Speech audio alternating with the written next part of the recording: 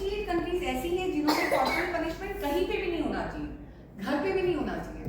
मतलब अगर पेरेंट्स मार रहे हैं बच्चे को, किसी ने भी कंप्लेन किया, अगर बच्चे ने भी किया तो सीपीएस मतलब चाइल्ड प्रोटेक्शन सर्विसेज आके बच्चा आपसे ले लेगी। इसका मतलब कितना इफेक्ट हो रहा है कॉर्पोरल पनिशमेंट का।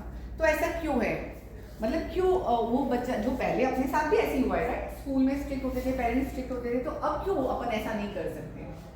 कॉर्पोरल पनिशमेंट का जरूरी नहीं आप बच्चे को फिजिकली मारो, लेकिन अगर आप बच्चे को डरा रहे हो, वही निकल रहे हैं जो डंडे से मार खाने से निकल रहे हैं। और जरूरी नहीं उस बच्चे को आप मार रहे हो, लेकिन दूसरे को मार रहे हो तो भी उसमें वही हार्मोन निकल रहे हैं जो बच्चा मार खा रहा है उसमें निकल रहे हैं। तो इसके क्या एडवर्स इफेक्ट्स हो सकते हैं बाद में।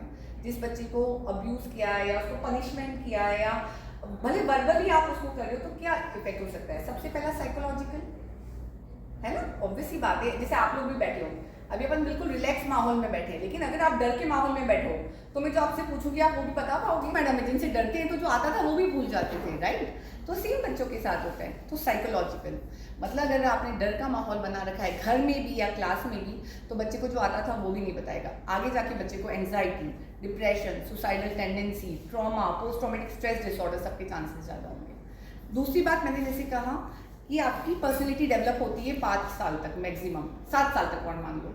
तो अगर मैं किसी को डांट रही हूँ या उसको बार बार बोलूँ तुम्हें तो कुछ आता नहीं, तुम तो गधे हो, तुम मस्ती करते हो, तो क्या होगा, कॉन्फिडेंस कम होगा, पर्सनैलिटी तो बन ही गई है, लो सेल्फ स्टीम होगी।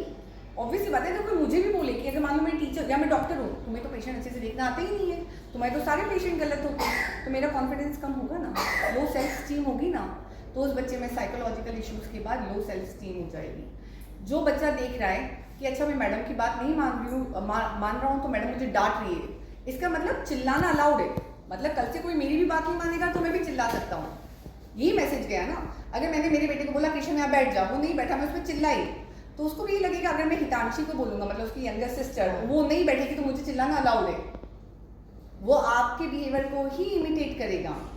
तो अगर आप उसे मार रहे हो या आप उसको चिल्ला रहे हो तो वो उसको ये बात है कि जस्टिफाइड है। अगर मेरी मन की बात नहीं हुई, जैसे टीचर की मन की बात नहीं हुई तो टीचर ने डंडा दिखाया, टीचर ने मारा, तो मैं भी मेरे छोटे भाई बहन को मार सकता हूँ। ऐसे बच्चे आगे जाके ना उसमें ज़्यादा डेवलप होते हैं, है ना।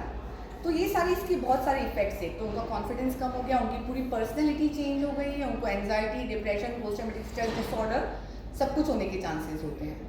वैसे तो हमसे घर पे एक बच्चा नहीं समझता, आप लोग पूरी एक पूरी एक्सपेक्टेशंस बता दो कि आज दिन भर में ये होने वाला है, ये अपना रूटीन है और मेरी ये एक्सपेक्टेशन है कि अपन आज सुबह इंग्लिश का काम करेंगे, उसके बाद तुम लोग अच्छे से करोगे, then I will take to swimming class, या फिर अच्छे से बैठेगी तो इसके बाद मैं उनको सॉन्ग दिखाऊंगी टीवी में, या फिर कुछ गेम खिलाने ले जाऊंगी या आपस में कोई गेम खेलेंगे। उसके बाद नहीं मान रहा है तो उसको 1-2 बार वार्निंग देनी, तुम ऐसे मत करो, ये गलत है, ठीक है। फिर नहीं मान रहा है तो मैंने आपको जो बोला, आपको बोला है कि टीचर इज़ वेरी हर्ट, तुम मैडम की बात नहीं मान रहे हो, और फिर अगर लगाते हो, स्टार बनाते हो, हक करते हो, तारीफ करते हो, और बाई चांस कोई बच्चा मान लो बुरा काम कर रहा है, मान लो अच्छे से नहीं लिख रहा है, कुछ भी कर रहा है, तब भी उसकी तारीफ करनी है। उसने दिन भर में कुछ तो अच्छा काम किया होगा ना, कि तो बहुत अच्छा लड़का है, तो भाई ये बहुत अच्छे से करता है, इसने ड्रेस बहुत अच्छे से पहनी है, तो उसको और मोटिवेशन मिलेगा कि मैं ऐसा क्या काम करूँ कि मेरी और तारीफ की जाए, है ना। और अगर बाई चांस आपको लगता है कि अभी भी नहीं कोई प्रॉब्लम है तो आप उसको अकेले में मतलब पनिशमेंट मतलब जो भी आप उसे डांट रहे हो जो उसमें आपको कंसिस्टेंट रहना है। अगर अच्छा काम कर रहा है तो स्टार दे रहे हो तो रोज़ देना है, ऐसा नहीं आज दिया और कल नहीं देना, तो बच्चे के दिमाग में बैठ जाएगा मैं अच्छा करूँगा तो स्टार मिलेगा। अगर कोई गलत कर रहा है आप उसको टाइम आउट दे रहे हो, उसको बोल रहे हो तो रोज़ बोलना है वो चीज़। तो कामनेस करें इमोशंस को, उनके साथ बैठो। मुझे पता है शायद आप लोगों को इतना टाइम नहीं मिलता होगा, इतना सारा टास्क रहता है, लिखवाना भी, ये भी करना है, पर अगर मिले तो पार्क में बैठो, क्यों आज तुम इतनी इरिटेटेड लग रही हो, क्या हुआ, कोई प्रॉब्लम है क्या। और एक चीज़ और जो बाहर प्रैक्टिस होती है कि रैंडमली कोई भी बच्चा जो आपको लग रहा है कि आज बहुत ज़्यादा इरिटेटेड है, मतलब तो डिस्कस करें क्लास के साथ कि कल उसने दिन भर क्या किया, तो उससे आप लोग पकड़ सकते हो कि बच्चों को क्या इशू चल रहे हैं। बाकी जो साइकोलॉजिस्ट बराबर, તમે સ્કૂલમાં શું કરો છો, બાળકો સાથે બહુ સારી રીતે વર્તન કરો છો, બધું જ કરો, પણ ક્યારેક ક્યારેક બાળકનું જે માનસિક મગજ જેમ કે માનસિક વિકાસ હોય છે એ અલગ પ્રકારનો હોય છે, આપણા જેમ નથી હોતો. આપણે મોટા થયા તો મમ્મી પપ્પાએ આપણને માર્યા હશે, દાંટ્યા હશે, કંઈ પણ કર્યું હશે, પણ એમની દાંટ આપણને બહુ સારી લાગતી હતી. અને અત્યારના જે વિકાસ પ્રમાણે આપણે જોઈએ છે જેમ જેમ આગળ આપણે જઈએ છીએ, તમારા પણ બાળકો હશે, એમને પણ તમે જોયા હશે તો અત્યારે તમે જો એમને બોલતા હશો તરત જ એ છે ને એ વસ્તુને જલ્દી કેચઅપ કરશે જે નેગેટિવ છે એ.